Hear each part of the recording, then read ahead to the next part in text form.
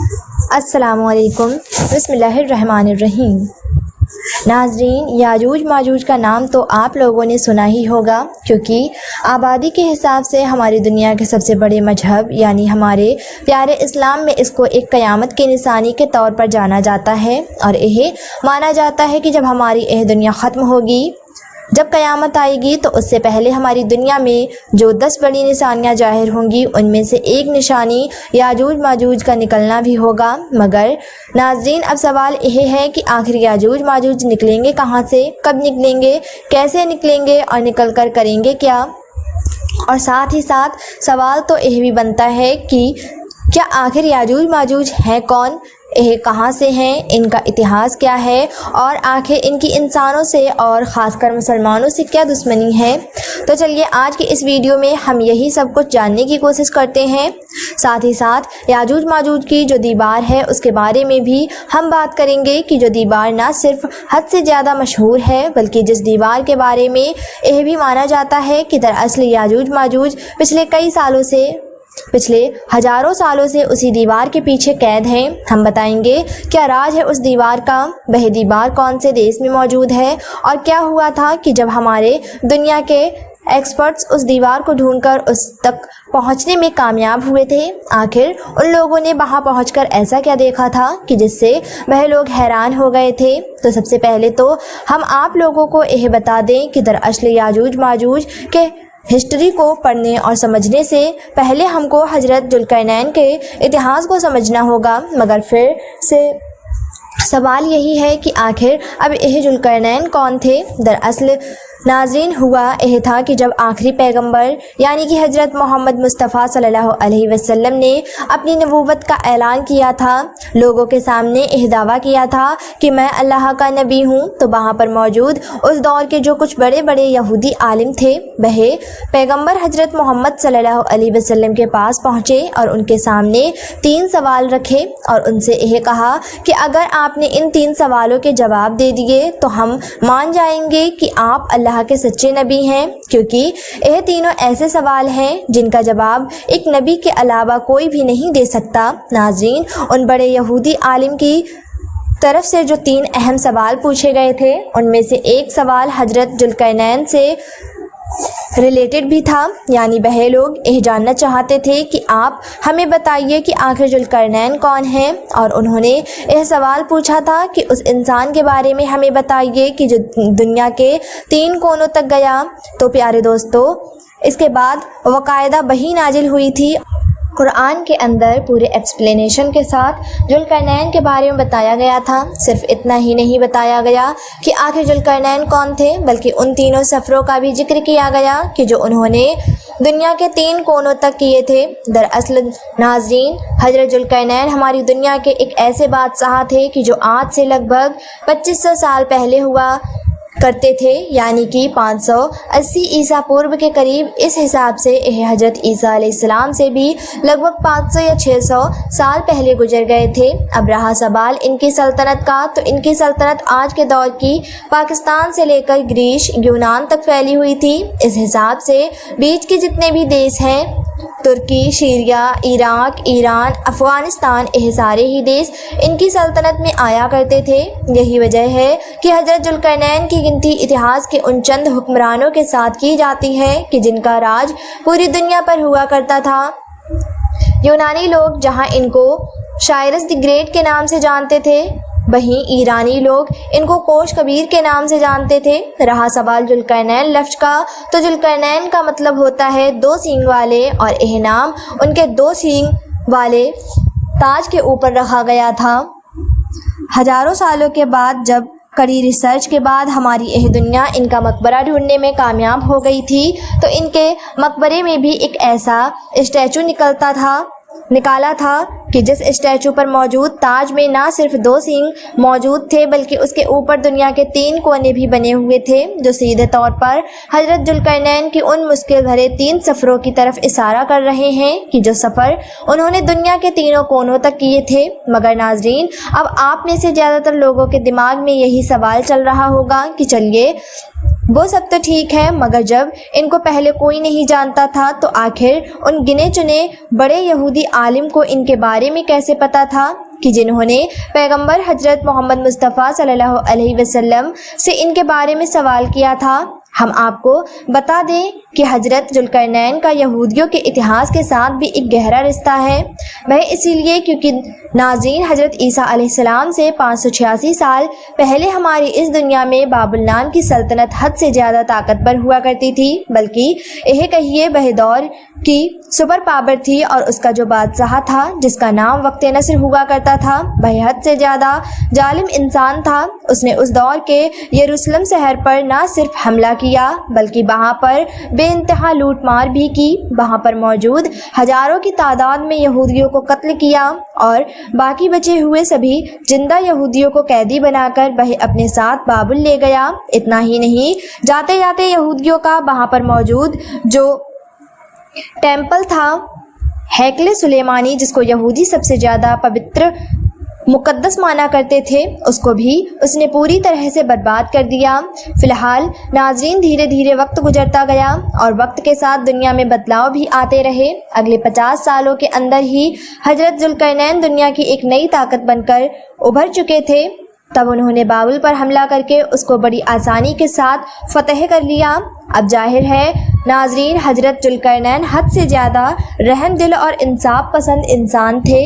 وہ جہاں پر بھی جاتے تھے لوگ ان کے سوبھاؤ کو دیکھ کر ہی ان پر فدا ہو جاتے تھے اور ان کی فوج میں ہی شامل ہو جاتے تھے۔ لہٰذا اب جب انہوں نے بابل کو فتح کیا تو بابل کے لوگ بھی انہی کے ساتھ ہو گئے تھے، اور وہاں پر موجود جو یہودی تھے کہ جن کو کچھ سال پہلے ہی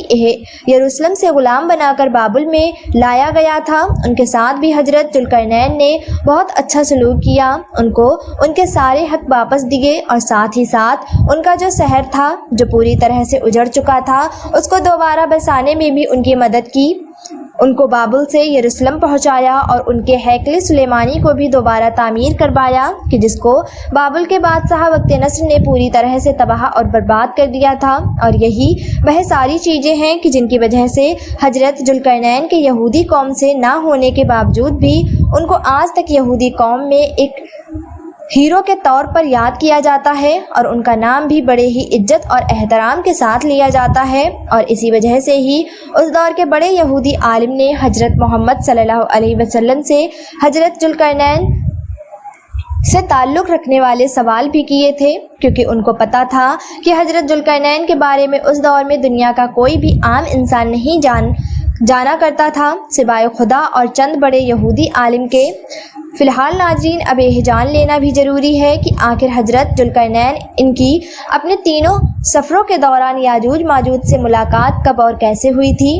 تو ہم آپ کو بتا دیں کہ قرآن میں حضرت ذوالقرنین کا ایک سفر سے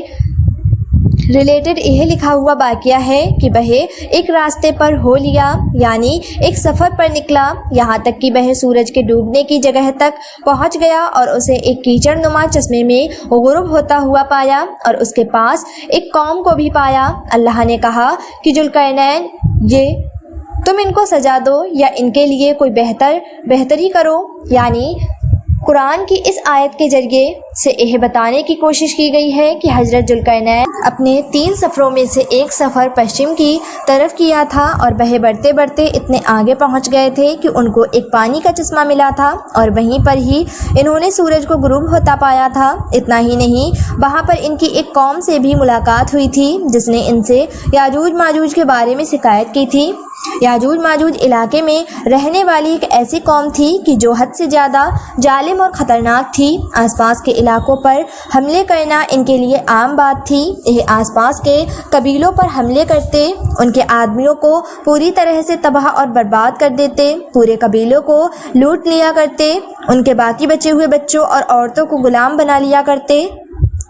اور اس کے علاوہ بھی نہ جانے کیا کیا کیا کرتے تھے۔ اتنا ہی نہیں، آگے قرآن میں ان کی لوکیشن کے بارے میں بھی بتایا گیا ہے۔ قرآن کے مطابق یاجوج ماجوج نام کی ایک خطرناک قوم 2 ایسے پہاڑوں کی اونچائیوں پر رہا کرتی تھی کہ جہاں تک پہنچنے کے لیے صرف اور صرف ایک ہی راستہ موجود تھا۔ اسی لیے آس پاس میں رہنے والے وہ عام لوگوں کے جو یاجوج ماجوج کے ظلم اور ستم سے حد سے زیادہ پریشان رہا کرتے تھے، نہ صرف ان کی شکایت کی تھی بلکہ ساتھ ہی ساتھ ان سے یہ درخواست کی تھی کہ اگر ہم لوگ بہت سارا مال اکٹھا کر کے ان کو دے دیں تو کیا آپ ہمارے اور ان کے بیچ میں ایک حد سے زیادہ مضبوط اور طاقتور دیوار بنا سکتے ہیں کہ جس کے ذریعے سے ہم ان کو ہمیشہ ہمیشہ کے لیے روک سکیں؟ اس پر حضرت ذوالقرنین نے جواب دیا کہ اللہ کا دیا ہوا میرے پاس بہت سارا مال دولت ہے، بس تم میری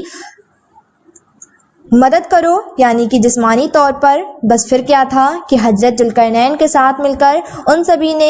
سبھی عام لوگوں نے اور حضرت ذوالقرنین کی فوج نے بہ دیوار بنانا شروع کر دی۔ ناظرین، یہ دیوار لوہے اور تانبے کو پگھلا کر بنائی گئی تھی اور یہ ایک ایسی دیوار تھی کہ جو کبھی بھی نہیں ٹوٹ سکتی تھی۔ تب سے لے کر آج تک لگاتار یاجوج ماجوج اس دیوار کے پیچھے قید ہیں اور تب تک رہیں گے کہ جب تک یہ دیوار ٹوٹ نہیں جاتی،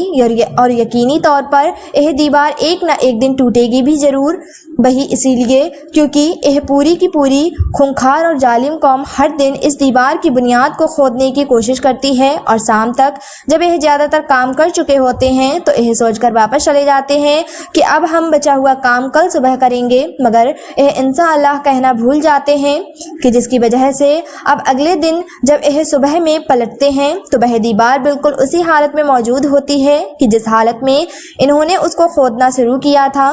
پھر سے وہ دیوار مضبوط اور بالکل صحیح سلامت ہو جاتی ہے، مگر ناظرین، قیامت سے پہلے وہ ایک دن ضرور آئے گا کہ جب احسام میں لوٹتے وقت انشاءاللہ بھی کہیں گے، اور اس انشاءاللہ کی برکت سے ہی جب یہ اگلے دن آئیں گے تو ان کی دیوار بالکل اتنی ہی کھدی ہوئی ملے گی جتنی یہ کھدی ہوئی چھوڑ کر گئے تھے، جس کی وجہ سے اس دیوار میں چھید ہو جائے گا اور یہ لوگ پوری طرح سے باہر آ جائیں گے۔ باہر آتے ہی یہ لوگ اتنی زیادہ تعداد میں ہوں گے کہ سارے دریاؤں کا پانی پی جائیں گے، ساری ندیوں کو سوکھا کر دیں گے۔ ناظرین، اب اگر بات کریں سب سے بڑے سوال کے بارے میں کہ آخر یاجوج ماجوج کی یہ دیوار آج کے دور میں کہاں ہے، تو ہم آپ کو بتا دیں اس کے بارے میں بڑے بڑے اسکالرز کی الگ الگ رائے پائی جاتی ہیں۔ ڈاکٹر مولانا عبدالکلام آزاد اور ان جیسے بڑے اسکالرز نے اپنی ریسرچ کے بعد یہ دعویٰ بھی کیا تھا کہ جس جگہ پر حضرت ذوالقرنین نے یاجوج ماجوج کی بہ دیوار بنائی تھی وہ دراصل آج کے دور کا دربن کا بہ علاقہ تھا کہ جو آرمینیا اور اذربائیجان کے علاقے میں موجود ہے۔ ان لوگوں کی ریسرچ کے مطابق اس علاقے میں سب سے پہلے حضرت ذوالقرنین نے ایک قلعہ بنوایا تھا اور پھر اس قلعے کی دیواروں کو ہی لوہے اور تانبے سے ملا کر بنایا تھا تاکہ آس پاس کی ان سبھی قوموں کو یاجوج ماجوج کے حملوں سے بچایا جا سکے کہ جن قوموں نے حضرت ذوالقرنین سے اپنی حفاظت کے لیے درخواست کی تھی۔ اتنا ہی نہیں، ان لوگوں کے مطابق وہاں پر آج تک نہ صرف اس کے لیے نشان موجود ہیں بلکہ دیوار کے نشان بھی دیکھے جا سکتے ہیں، اور قرآن میں بھی یاجوج ماجوج سے تعلق جو انفارمیشن پائی جاتی ہے اس انفارمیشن سے بھی یہ لوکیشن کافی حد تک میچ کرتی ہے، یعنی بہت ساری چیزیں ملتی جلتی پائی جاتی ہیں۔ یاجوج ماجوج کی دیوار کی لوکیشن سے ریلیٹڈ یہ جو نظریہ رکھنے والے لوگ آگے بھی یہ کہتے ہیں کہ ان کو قید کرنے کے بعد دھیرے دھیرے وقت گزرتا گیا، مگر پھر بعد میں یاجوج ماجوج کی قوم میں خضر نام کا ایک بادشاہ پیدا ہوا جس نے نہ صرف یہودی دھرم کو قبول کر لیا تھا بلکہ اپنی قوم یاجوج ماجوج کو بھی یہودی بنا دیا تھا، اور آج کے دور میں جتنے بھی دنیا میں یہودی پائے جاتے ہیں وہ یاجوج ماجوج کی ہی نسل سے ہیں۔ ثبوت کے طور پر یہ لوگ یہ دعویٰ کرتے ہیں کیونکہ یہودی ایک ایسا مذہب ہے کہ جس کو کبھی بھی قبول نہیں کیا جا سکتا ہے، نیا انسان اس کو ایکسیپٹ نہیں کر سکتا، کیونکہ یہودی تو ایک نسل ہے کہ جس کا شجرہ اوپر جا کر نبیوں سے مل جاتا ہے۔ اس کے علاوہ اصل میں ایتہاسک طور پر یہودی گندمی کلر کے ہوتے ہیں، مگر آج کے دور کے جو یہودی ہیں وہ گورے چٹے ہیں جو عام طور پر ترکی نسل کے لگتے ہیں۔ اس کے علاوہ یہ لوگ اپنی ریسرچ کو اور بھی زیادہ پکا ثابت کرنے کے لیے آخری پیغمبر حضرت محمد صلی اللہ علیہ وسلم کی بہ حدیث بھی پیش کرتے ہیں کہ جس میں کہا گیا تھا کہ یاجوج ماجوج کا فتنہ حد سے زیادہ قریب آ چکا ہے، اور آج ان لوگوں نے اپنی دیوار میں اتنا بڑا سوراخ کر لیا ہے۔ ان لوگوں کے مطابق اس حدیث سے یہ پتہ چلتا ہے کہ ان لوگوں نے اپنی دیوار سے نکلنے کا راستہ نبی علیہ السلام کے دور میں ہی ڈھونڈ لیا تھا۔ اتنا ہی نہیں، دوسرے خلیفہ حضرت عمر رضی اللہ تعالی عنہ کے دور میں مسلمانوں کی فوج اس علاقے میں آ کر یاجوج ماجوج سے جنگیں بھی کر رہی تھی۔ مسلم فوجیوں کی याजूज माजूज के साथ इतिहास में जंगें हुई थीं। इस बात को सही साबित करने के लिए यह सहाबा इकराम की उन कब्रों की मिसाल देते हैं कि जो आज तक आर्मेनिया और अजरबैजान के उन इलाकों में मौजूद है, जो यकीनी तौर पर हम लोगों को हद से ज़्यादा हैरान कर देने वाली चीज़ें हैं। मगर जाहिर है नाजरीन, आप में से ज़्यादातर लोगों के दिमाग में अब यही सवाल चल रहा होगा कि अगर इस रिसर्च को सही मान भी लिया जाए और यह कबूल कर लिया जाए कि आज के यहूदी ही याजूज माजूज की नस्ल से हैं, तो आखिर यह लोग क़यामत से पहले पूरी दुनिया पर हमलावर कैसे होंगे? क्योंकि आज तक हम लोग आमतौर पर यही पढ़ते और सुनते आए हैं कि याजूज माजूज जो क़यामत से पहले निकलेंगे वह पूरी दुनिया पर हमलावर होंगे। तो हम आपको बता दें कि दरअसल इन सारे सवालों का जवाब देते हुए यह स्कॉलर्स कहते हैं कि यहाँ पर हमलावर होने का मतलब तलवारों से हमलावर होना नहीं है, यानी हथियारों के जरिए से नहीं, बल्कि यहाँ पर हमलावर होने का दूसरा मतलब है एक तरफ से याजूज माजूज पूरी दुनिया पर हावी हो जाएंगे। और जाहिर है आज के दौर में चाहे आप लोग मीडिया को देख लीजिए या कोई बिजनेस फील्ड को देख लीजिए, दुनिया की कोई भी फिल्म इंडस्ट्री देख लीजिए, हर फील्ड में यहूदी ही पूरी दुनिया में सबसे ऊपर बैठे हैं। आज सबसे बड़े बड़े बैंकर्स जो हैं वह यहूदी चलाते हैं। वह ना सिर्फ दुनिया में सबसे ऊपर बैठे हैं, वह ना सिर्फ सबसे ज़्यादा ताकतवर हैं, बल्कि दुनिया को जिस तरह से चाहते हैं उस तरह से काबू करते हैं और इसी वजह से वह पूरी दुनिया पर हावी और हमलावर हैं। मगर नाज़रीन, रिसर्च तो रिसर्च ही होती है। यह किसी भी इंसान की बड़ी मेहनत और मशक्क़त के बाद पर्सनली अपनी कायम की हुई यह राय होती है। इसके अलावा रिसर्च को कुछ भी नहीं माना जाता है। यही वजह है कि डॉक्टर मौलाना अब्दुल कलाम आज़ाद और इन जैसे बहुत सारे स्कॉलर्स की बड़ी मेहनत और मशक्क़त के बाद की गई इस रिसर्च को आज दुनिया के ज़्यादातर मुसलमान जर्रा बराबर भी कबूल नहीं करते हैं। वह इसीलिए क्योंकि लोगों की रिसर्च आज भी याजूज माजूज से जुड़े बहुत सारे सवालों के जवाब देने के काबिल नहीं है। मिसाल के तौर पर हम सभी जानते हैं कि क़यामत से पहले निकलने वाले याजूज माजूज की जो आबादी होगी वह दुनिया के इंसानों से कई गुना ज़्यादा होगी। मगर अगर यहूदी को ही उनकी नस्ल मान लिया जाए तो यहूदी तो दुनिया का 1% भी नहीं है। इसके अलावा अगर यह मान भी लिया जाए कि याजूज माजूज की नस्ल यहूदी है और वह आज़ाद है, तो फिर उससे हदीस का क्या मतलब रह जाएगा कि जिसमें यह बताया गया है कि याजूज माजूज हर दिन अपनी दीवार को तोड़ने की कोशिश करते हैं। इसके अलावा याजूज माजूज की दीवार से रिलेटेड आर्मेनिया और अजरबैजान के इलाके की जो लोकेशन यह लोग बताते हैं वह दो पहाड़ों के बीच में होने वाली बात को भी जस्टिफाई नहीं करती है। वह किले की लोकेशन दो पहाड़ों के बीच में नहीं है और जाहिर है वह दीवार दो पहाड़ों के बीच में ही बनाई गई थी। फ़िलहाल नाज़रीन, अब अगर बात करें याजूज माजूज की दीवार की लोकेशन से रिलेटेड दूसरी थ्योरी के बारे में, तो हम आपको बता दें कि हमारी दुनिया में अब एक ऐसी रिसर्च टीम भी मौजूद है कि जिसने ना सिर्फ यह दावा किया है कि याजूज माजूज की दीवार को ढूंढ चुकी है, बल्कि वह यह भी कहती है कि वह वहाँ जाकर बाकायदा उस दीवार को अपनी आंखों से देख भी चुकी है। इस रिसर्च टीम के मुताबिक इन लोगों ने सबसे पहले कुरान, हदीस और ऐतिहासिक किताबों में जितने भी जानकारी मौजूद है याजूज माजूज से रिलेटेड उस सब को इकट्ठा किया और फिर उसके बाद इस सारी जानकारी की मदद से उस दौर के हिसाब से दुनिया का एक नक्शा तैयार किया और उसके बाद यह लोग याजूज माजूज के कबीलों को ढूंढने के लिए निकल पड़े। इन लोगों के मुताबिक इस इलाके में आज के दौर में बहुत कम ही लोग आबाद हैं और देश के ज़्यादातर हिस्सा मैदानी और पहाड़ों से भरा पड़ा है, यानी देश का ज़्यादातर हिस्सा मैदानी और पहाड़ी है। इसके अलावा बात करें अगर रिसर्च टीम की, तो इसमें कुछ लोग मिस्र के मौजूद थे, जबकि ज़्यादातर लोगों का सेंट्रल एशिया से ताल्लुक़ था। इन लोगों ने 1 साल 4 महीने का लंबा सफ़र तय किया। इनमें से कुछ लोगों को मौसम की शिद्दत और बहुत सारे सफ़र की परेशानियों की वजह से अपनी जानें भी गंवानी पड़ी थीं। जब उस लोकेशन पर पहुंचे तो उन्होंने देखा पहाड़ के बीच में बाकायदा बर्फ़ का एक ऐसा रास्ता मौजूद है कि जो देखने से ही पता चलता है कि वह कुदरत का रास्ता नहीं है, बल्कि इंसानों के द्वारा ही उसको बनाया गया है। वह इसलिए क्योंकि पास में पड़े हुए पत्थरों से यह पता चलता है कि इसको लोहे और तांबे से पिघलाकर बनाया गया। इन लोगों ने वहां जाकर देखा कि दो पहाड़ों के बीच में वह दीवार जो है, जो लोहे और तांबे के जरिए से बनाई गई है, उसके ऊपर बर्फ की एक मोटी परत मौजूद है। एक ऐसी मोटी परत कि जो देखने में बिल्कुल सीधी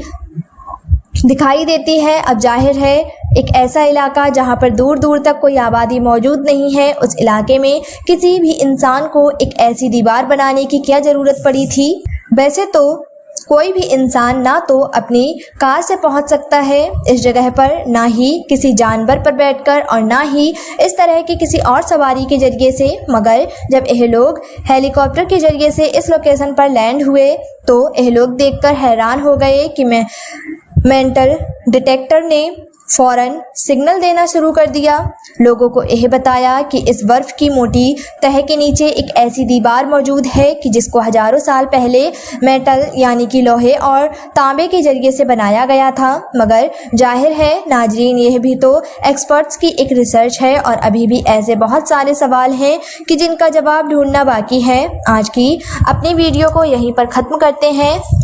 उम्मीद करते हैं आपको यह वीडियो पसंद आई होगी। पसंद आई हो तो वीडियो को लाइक, शेयर और चैनल को सब्सक्राइब जरूर कर दीजिएगा। मिलते हैं एक अगली वीडियो के साथ। तब तक के लिए अपना बहुत सारा ख्याल रखें, दुआओं में याद रखें। अल्लाह हाफिज़।